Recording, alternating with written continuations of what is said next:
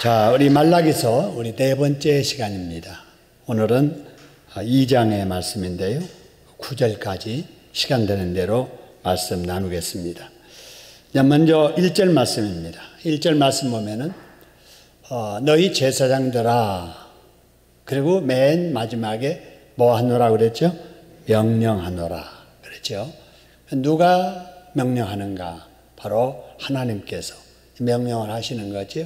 누구에게? 너희, 바로 제사장들에게 이렇게 명령을 하십니다. 여러분 아시는 대로 제사장은 하나님께 성전에서 제사 드리는 일을 맡은 자들이지요. 그래서 사람이 하나님과 이 화해하고 또 중재하는 데 있어서 중간 역할하는 이 직분자들이 제사장들이지요. 율법을 가르치고 또 재판까지 맡았던 자들입니다. 이런 사람을 하나님께서 제사장을 세우십니다. 그래서 하나님이 세우신다 하는 그런 의미에서 기름 부어서 이 직분을 세우지요. 그래서 이 당시에 바로 왕들을 세울 때, 선지자를 세울 때, 또 제사장들을 세울 때 기름을 부어서 이렇게 직분을 세우게 됩니다. 어떤 사람을 제사장으로 세웠는가? 이거는 사람이 만든 제도와 어떤 기준에 의해서 그런 게 아니라 하나님께서 택정하신 바로 사람들입니다.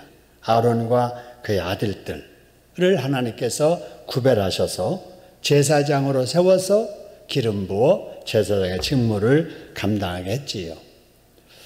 여러분, 그렇기 때문에 제사장으로 세움받은 사람들은 남다른 특혜를 누리잖아요. 특별한 은혜를 입었잖아요.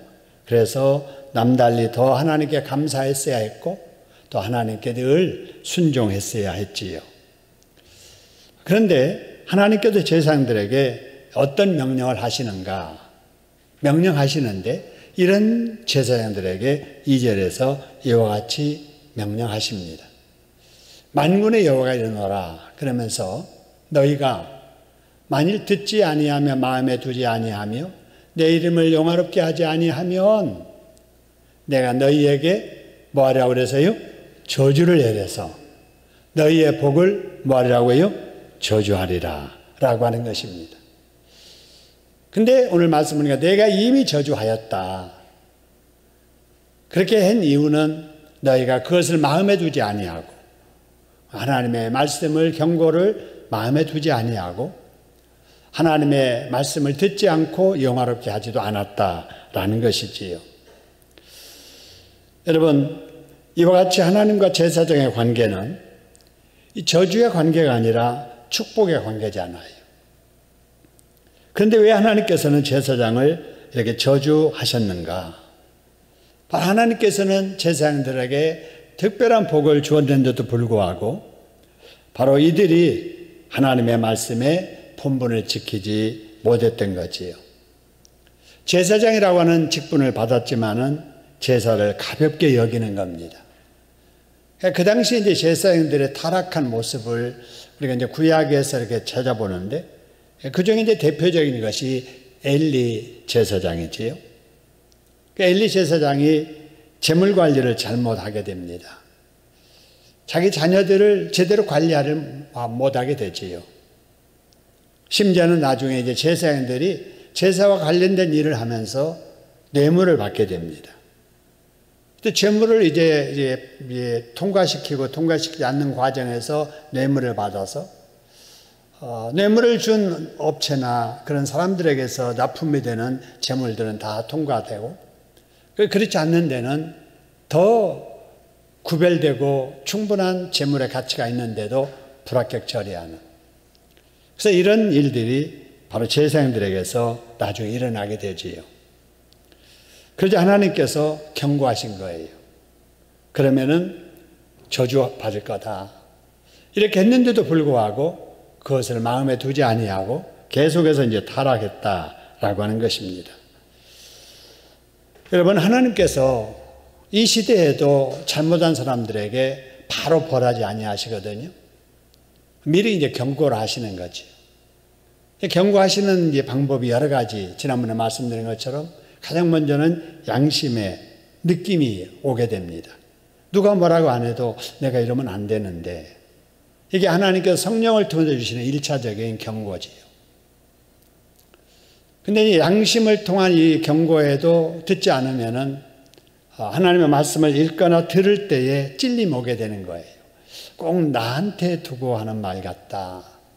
목사님이 어떻게 알고 나에게 이 말을 할까? 누가 일렀나? 집사람이 목사님에게 가서 무슨 말을 했나? 이렇게 느껴질 정도로 자기의 잘못된 것을 꾹꾹 찌르는 듯한 느낌을 받게 되는 거죠. 이게 성령을 통해서 우리에게 경고하시는 하나님의 방법이지요. 또 어떨 때는 갑작스러운 일들이 생기는 거예요.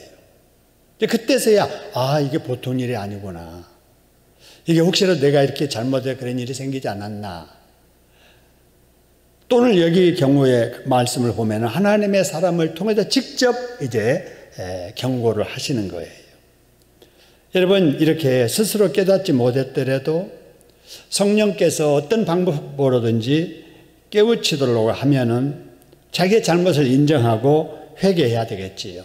그러면은 경고에 담아지는 어떤 그 안 좋은 일이 이제 면해지게 되는 거지요.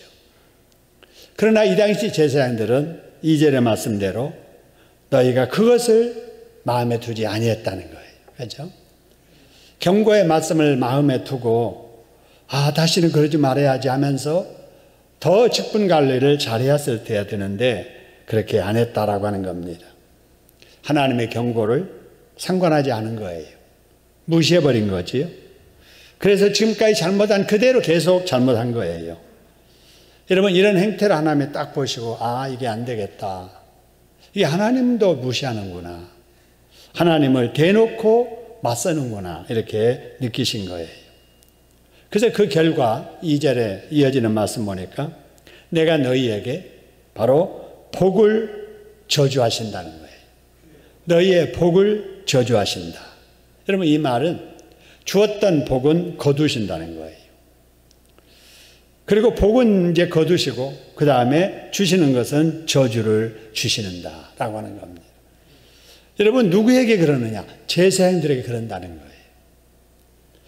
여러분, 이걸 통해서 우리가 이제 깨달을 수 있는 것은 여러분, 과거 제사장이든 지금 우리든 내가 지금 누리고 있는 복이 얼마나 귀한 복인가를 알아야 됩니다. 할렐루야. 제사장들이 그 복을 모른 거예요. 특별히 아론의 그 자손들, 아들들에게만 제사장의 직분을 주어서 사람이 아무나 할 수 없는 하나님과 사람 사이의 중보의 역할, 성전에서 제사 드리는 영광스러운 일을 맡겼는데도 불구하고 그 복을 모르는 거예요. 오히려 주신 복을 이용해서 죄를 짓는 거지요. 여러분, 과거 제사장들이 이런 복을 받았다면 지금 우리는 그보다 더한 복을 받아 누리고 있습니다. 할렐루야. 우리가 무슨 복을 받았느냐? 여러분, 사람들은 그럴 거예요. 나는 복 받은 게 없어요. 내가 무슨 복 받았습니까? 난 복 없습니다. 뭐 이렇게 말하는데 여러분, 우리는 영적인 복이 얼마나 큰가를 알아야 됩니다. 우리는 천에 하나 만에 하나 구별하고 택함 받아서 하나님의 자녀가 됐습니다. 할렐루야. 아무나 믿을 수 없는 내 의지가 아닌 하나님의 택함을 받아서 우리가 지금 하나님의 자녀가 됐다는 거예요. 죄 용서를 받은 겁니다. 할렐루야. 천국의 백성이 되었고, 여러분, 언제든지 문제가 있으면 믿음으로 하나님 앞에 구하면은 하나님께서 응답해 주시는 기도의 특권을 지금 받아 누리고 살고 있습니다. 할렐루야. 여러분, 그리고 우리가 여러 교회들 많지만은 이단에 속하지 아니하고 성경 중심한 은혜 충만한 축복의 동산 신창동 교회 교인된 것도 우리가 이 땅에서 누리는 복 중에 큰 복인 줄로 믿습니다. 그리고 우리 주변에 이렇게 좋은 분들 많이 계시잖아요. 참 인격과 신앙을 갖추신 이런 우리 장로님들이 계시고 우리 권사님들이 계시고 좋은 친구 같은 집사님이 있고, 여러분, 이런 좋은 사람들이 옆에서 나와 함께 이렇게 예배생활을 할 수 있다는 거, 여러분, 큰 복인 줄로 믿습니다. 귀한 복이에요. 이 복을 늘 생각하면서 살아야 돼요. 하나님 감사합니다. 지옥 가서 영벌받아야 마땅한 저희들인데 죽었던 우리 영혼 살려주시고 정말 타고난 죄, 내가 지은 죄 억만가지인데 하나님께서 용서해 주시고 자녀 삼아 주심을 감사합니다. 구원해 주시니 감사합니다. 천국을 예약하며 살게 해주시니 감사합니다. 좋은 교회에서 좋은 친구와 함께 이렇게 경건한 복된 믿음 생활하게 하심을 감사합니다. 늘 감사해야 될 줄로 믿습니다. 그리고 하나님의 말씀을 읽을 때마다 들을 때마다 부족하지만은 그렇게 살려고 몸부림치는 거지요. 하나님이 싫어하는 것은 나도 싫어하려고 애쓰고 하나님이 좋아하는 것은 힘들어도 나도 좋아하려고 애쓰는 이러한 신앙적인 삶을 살아야 되는 거지요. 우리가 그렇게 살다가 혹시라도 잘못했을 때 깨달아야 될 것이고 깨닫지 못했을 때 하나님의 말씀을 읽든지 아니면 설교를 듣든지 아니면 어떤 일 상황을 통해서라도 깨우쳐지면은 즉시 잘못을 인정하고 회개해야 될 줄로 믿습니다. 그러면은 복을 잃지 않지요. 더한 복을 하나님께서 주실 줄로 믿습니다. 그런데 당시 제사장들은 그렇게 살지 못했다는 거예요.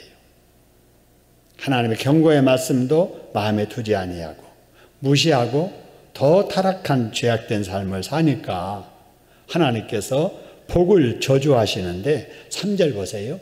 3절 보니까 보라 내가 누구를 꾸짖을 것이요 그래서요 자손을 꾸짖을 것이요.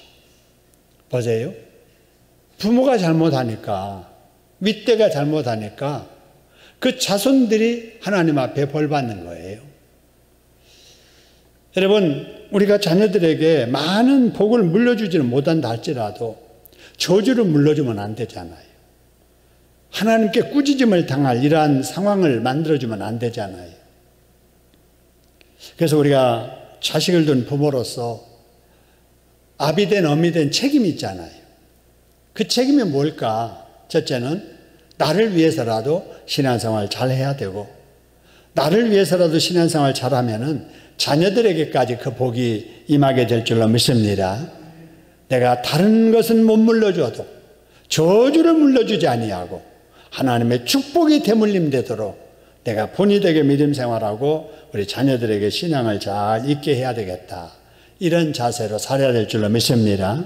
근데 제사장들이 그렇게 살지 못하니까 바로 자손들이 하나님 앞에 저주받는 거예요.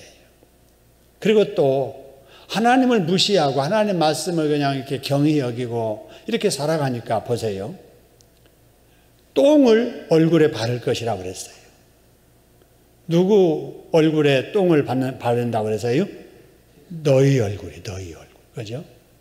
똥을 너희 얼굴에 바를 것이다. 여러분 이 똥은 제사장들이 늘 짐승 다룰 때 짐승의 어떤 그 내장에서 꺼내는 똥입니다.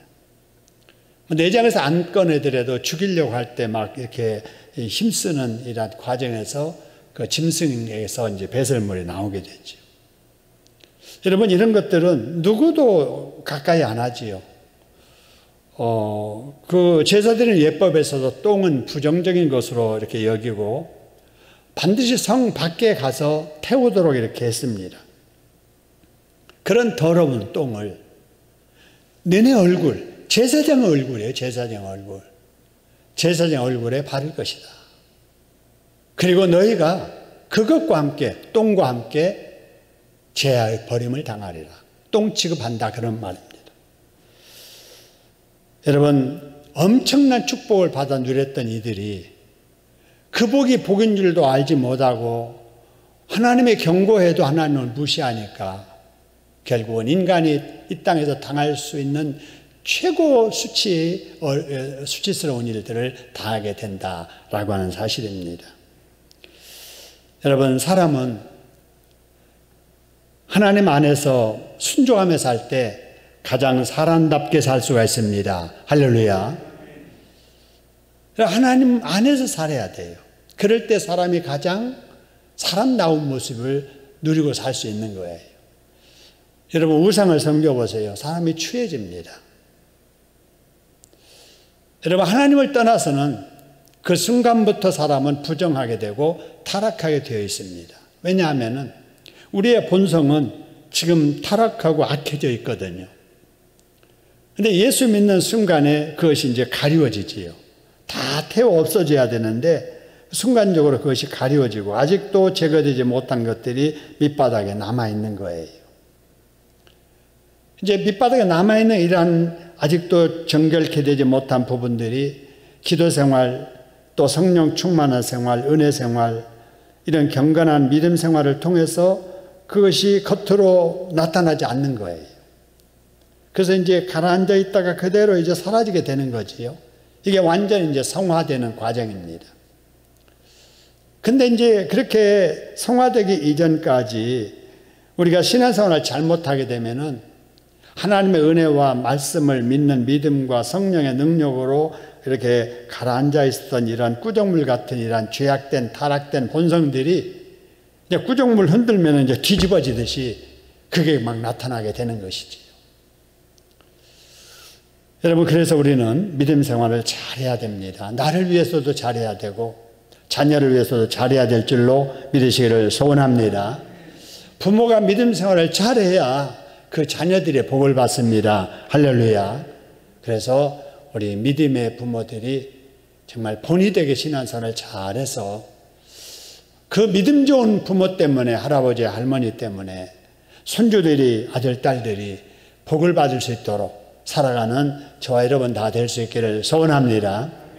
그렇지 아니하고 만일에 부모가 하나님께 저주받게 살면 제사장의 경우들처럼 그 자녀들도 저주를 받는다는 거예요. 부모가 자녀를 위해서 해줄 수 있는 것이 뭡니까?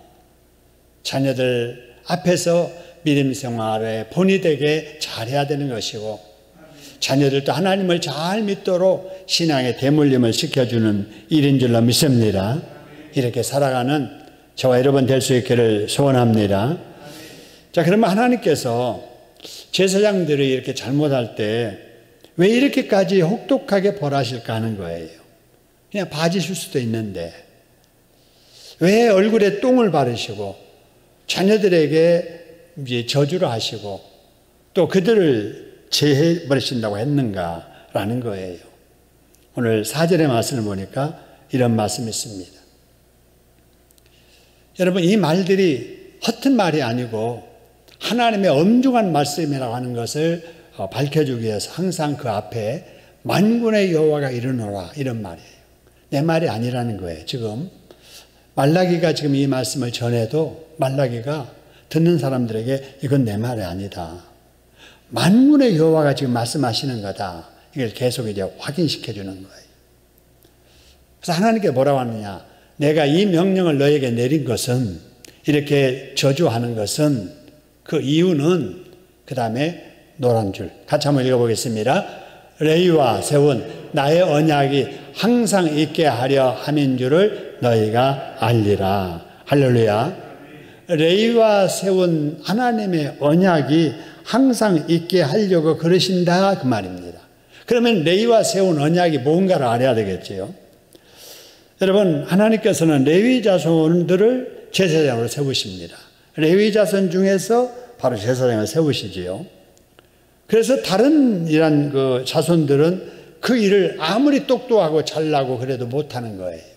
그 자손의 사람들만 할 수 있는 거예요. 성전에서 봉사하면서 제사의 직무를 하도록 하신 하나님의 언약. 그래서 이 레위인은 이것이 바로 특권이자 또 한편으로는 마땅히 해야 될 의무였지요. 하나님께 이런 일이 항상 계속 지속되기를 원하신 거예요. 그래서 하나님께서는 제사장이 잘할 때는 기뻐하지만은 잘못할 때는 경고도 하시고 그래도 듣지 않는 경우에는 저주까지 하시는 겁니다. 할렐루야. 여러분, 그렇습니다. 하나님은 가정에서 자녀 키우는 아버지와 똑같아요. 어머니와 똑같습니다. 여러분, 남의 자식이 길 가다가 잘못한 거 그냥 무관심합니다. 왜냐? 내 자식이 아니니까. 근데 여러분, 내 자식이 잘못하면은 가만 안 두잖아요. 그죠?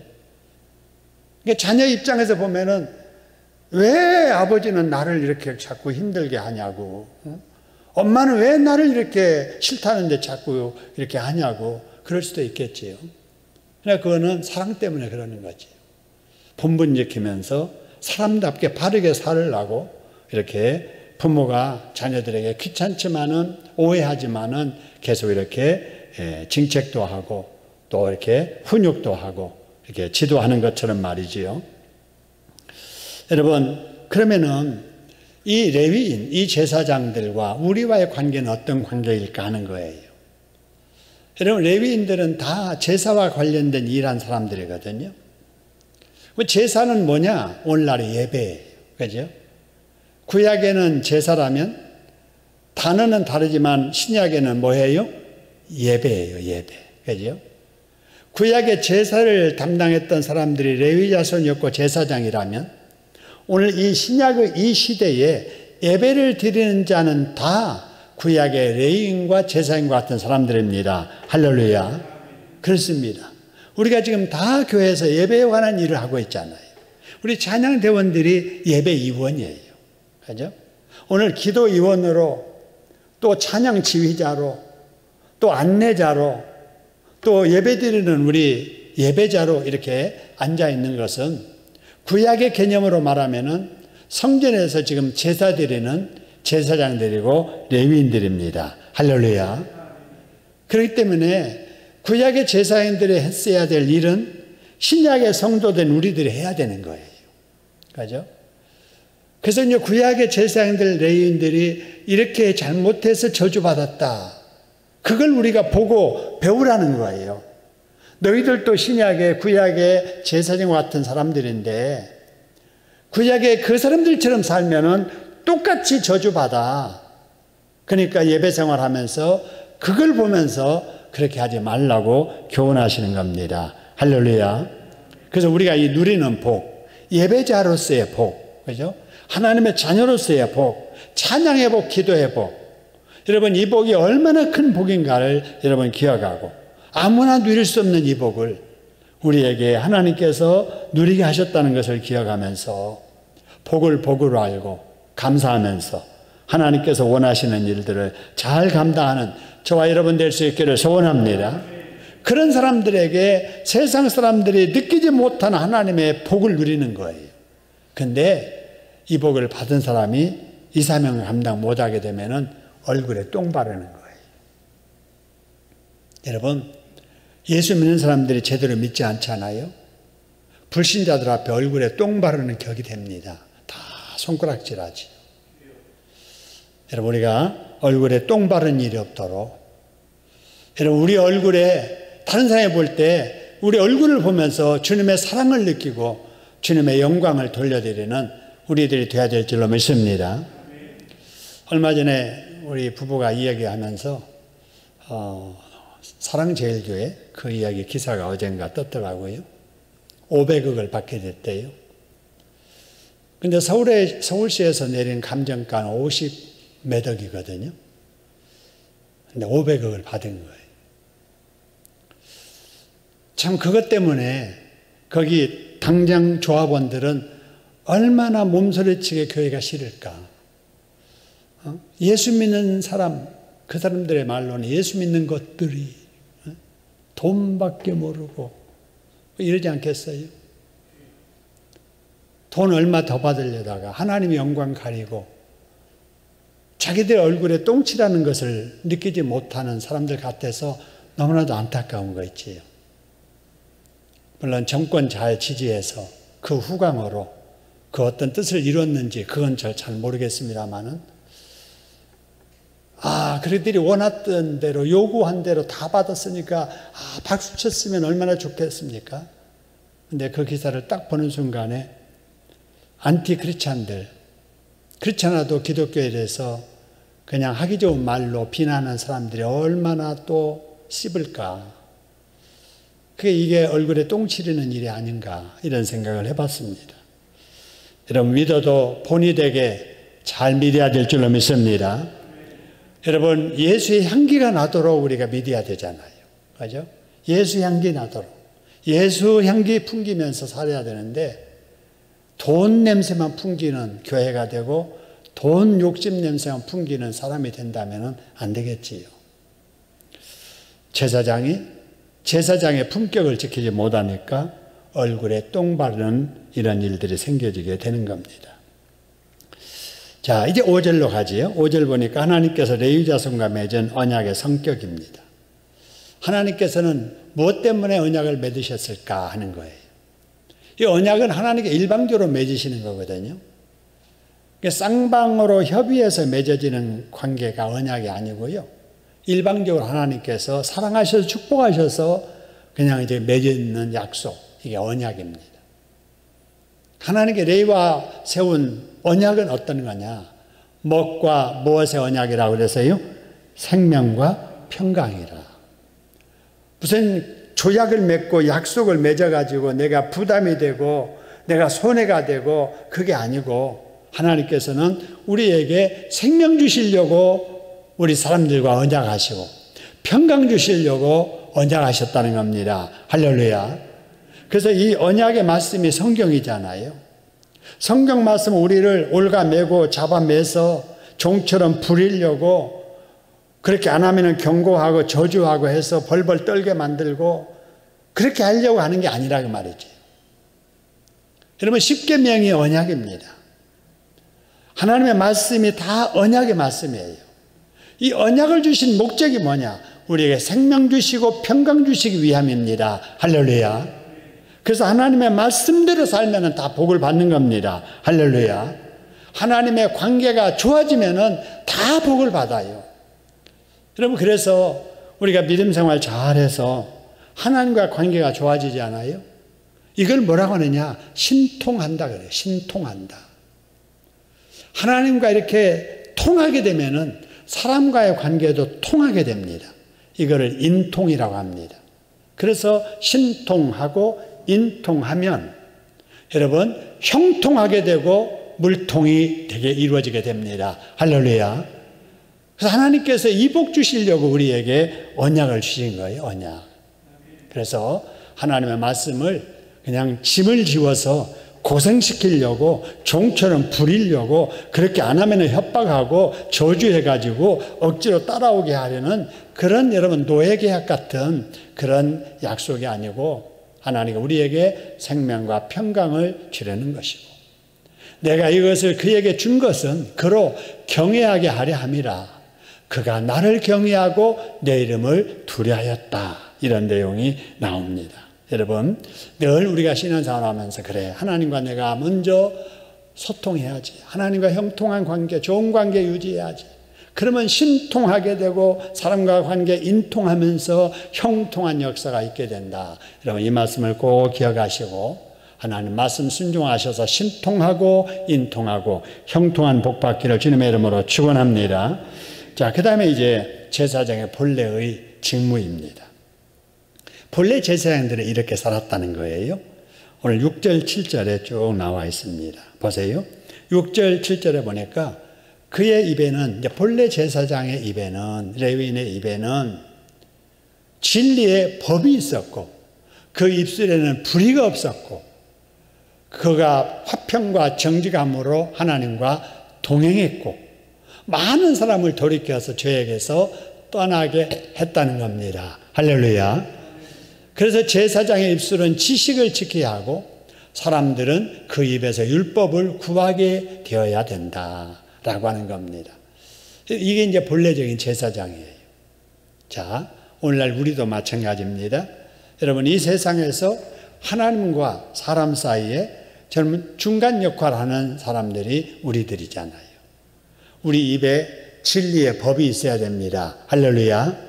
우리 말이 진실해야 되고 불의함이 없어야 되고 화평과 정직함으로 하나님과 늘 동행하는 삶을 살아야 되고 우리가 어떻게 해서든지 예수를 알지 못하는 사람들에게 전도해서 그들이 죄에서 떠나서 하나님 앞으로 나오도록 전도의 사명을 잘 감당해야 될 줄로 믿습니다. 여러분, 바로 이런 제사장의 직무를 바로 이 시대에 우리가 가지고 있다는 거예요. 여러분, 베드로전서 2장 9절에 보니까 여러분 이런 말씀이 있습니다. 보세요. 너희는 뭐 한다고 그러세요? 택하신 족속이요. 그 다음에 왕 같은 뭐예요? 제사장들이요. 그 다음에 뭐라고요? 거룩한 나라요. 그의 소유가 된 백성이라는 겁니다. 할렐루야. 여러분, 저와 여러분들은 택하신 하나님의 족속입니다. 할렐루야. 왕 같은 제사장들입니다. 할렐루야. 하나님 거룩한 나라의 백성들입니다. 할렐루야. 그리고 하나님께서 여러분을 다 지명하여 불러서 너는 내 것이라고 하나님의 소유 삼으셨다는 겁니다. 할렐루야. 하나님이 너는 내 것이라 소유 삼았으면은 하나님이 책임져 주십니다. 여러분, 이렇게 공원에 이렇게 걷다가 개들 있잖아요, 개. 여러분, 남의 개라도 발로 툭 차면은요, 개 주인이 왜 찼냐고, 왜 찼냐고. 개 편 들지 않아요? 왜 그래요? 개 주인이니까. 그죠? 개 주인이니까 자기 개한테 해코지 하거나 해롭게 하거나 하면은 나서서 그냥 개 편 들어주는 거예요. 개도 주인이 책임져 줘요. 여러분, 이 세상에 많은 사람이 있어도 저와 여러분은 하나님의 소유가 된 백성들입니다. 할렐루야. 이런 마귀가 찝쩍거릴 때 하나님께 너 이놈의 새끼 왜 그래? 되지 않는데 하나님께서 마귀로부터 우리를 지켜주시는 거예요. 우리가 어려운 일이 있을 때 오냐 왜 그러느냐? 기도할 때 아니 왜 그래? 무슨 일 있어? 하나님께서는 작은 신음소리에도 민감하게 반응하시면서 우리의 약함을, 우리의 위태로움을 아시고 하나님께 도와주시는 줄로 믿으시기를 소원합니다. 그래서 여러분, 자녀 갖게 된 부모는요, 모든 관심이 자녀에게 있는 거잖아요. 저도 이제 아기가 없다가요, 아기가 이제 처음 있었을 때 수도꼭지에서 물이 뚝뚝뚝 떨어지는 것도 애 울음소리로 들리는 거예요. 애 울음소리가 막 들리는 거예요. 그래서 아기가 우나? 뭐가 불편하나? 왜 그런가? 여러분, 애비가 되어 보니까 자식에 대한 그 마음이 쏠리는 거예요. 여러분, 하나님도 우리에게 그렇게 민감하게 반응하십니다. 할렐루야. 그래서 우리가 왕 같은 제사장, 택하신 족속, 하나님의 소유된 백성됨에 대해서 감사하는 저와 여러분 될 수 있기를 소원합니다. 근데 당시 제사장들의 모습은 어땠느냐? 여러분 8절, 9절의 말씀을 보니까 이런 말씀이 있습니다. 보세요. 본래 제사장들은 그렇게 살아야 되는데 너희는 옳은 길에서 뭐 했다고요? 떠난 거예요. 그리고 많은 사람들을 율법으로 바르게 가르쳐야 될 사람들이 많은 사람들을 율법에서 어떻게 한다고요? 거스르게 하는 거예요. 나 만군의 여호와가 이르노니 너희가 레위인의 언약을 뭐 한다고요? 깨뜨리는 거예요. 하나님의 말씀을 지키지 않은 거예요. 율법을 행할 때 사람들에게 치우치게 하는 거예요. 사람들은 다 제사장들, 레위인들을 바라보면서 아 저렇게 하는구나, 저렇게 하면 안 되는구나 이렇게 배우는데 사람들 앞에 제사장들이 함부로 재물도 막 다루고 해서는 안 될 짓도 하니까 백성들이 보고 아 저래도 되는가 보다 그렇게 배우는 거예요. 그게 여기 치우치게 하는 거예요. 여러분, 그러니까 하나님께 어떻게 하시는가 보세요. 너희가 내 길을 지키지 아니하고 율법을 행할 때 사람에게 치우치게 하였으므로 그 다음에 나도 너희로 하여금 모든 백성 앞에서 멸시와 천대를 당하게 하였느니라. 할렐루야. 여러분, 복 받게 살면 복을 주시는데 벌 받게 살면 그것 때문에 벌을 주신다는 거예요. 여러분, 우리가 복을 달라고 해서 우리가 다 받는 게 아니에요. 복 받게 살아야 복이 필요해서 복을 달라고 할 때 하나님이 주시는 줄로 믿으시기를 소원합니다. 하나님은 다 보시는 분이에요. 하나님은 다 아시는 분이에요. 하나님은 보시고 아신 대로 갚으시는 분이십니다. 할렐루야. 자, 그러므로 우리는 나는 제사장의 직분을 받은 사람이라는 것을 알아야 되고 제사장의 직분에 걸맞게 살아야 됩니다. 할렐루야. 성도라고 하는 이름답게 살아야 된다고 말입니다. 구별된 무리지 않아요. 불신자들과 구별돼야 됩니다. 교만한 자들과 구별돼야 된다고 말합니다. 부정적인 사람들과 구별돼야 된다고 말합니다. 그런데 세상에 섞여서 사는 거 보니까 똑같아요. 언제 다르느냐? 주일날 돼가지고 가는 곳이 달라서 그거 다른 거예요. 예배 시간에 쟤들은 이리 가고 얘들은 이리 가고 그것만 다르지 나중에 사회 나와서 살아가서 섞어서 살아가는 모습 보니까 다 똑같은 거예요. 여러분, 그런 모습이 우리가 지금 아닌가?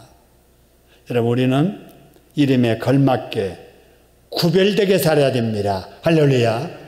하나님이 기뻐하지 않는 일이라면 거부할 수 있는 용기, 싫다고 아니오라고 말할 수 있는 용기가 있어야 돼요. 그래서 손해본다 할지라도, 그래서 어려움을 당한다 할지라도, 그래서 오해받는다 할지라도 하나님의 말씀 앞에 정직하게 반응하면서 살아야 된다. 그게 우리의 본분이자 우리를 지켜보는 주변의 불신자들과 믿음 약한 사람들에게 해야 될 우리의 도리인 줄로 믿습니다.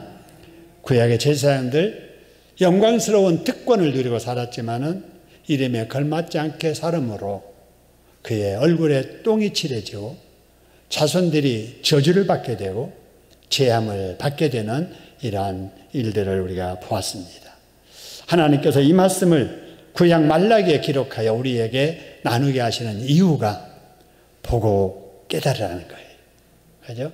과거에 제사장들은 이러다가 망했단다.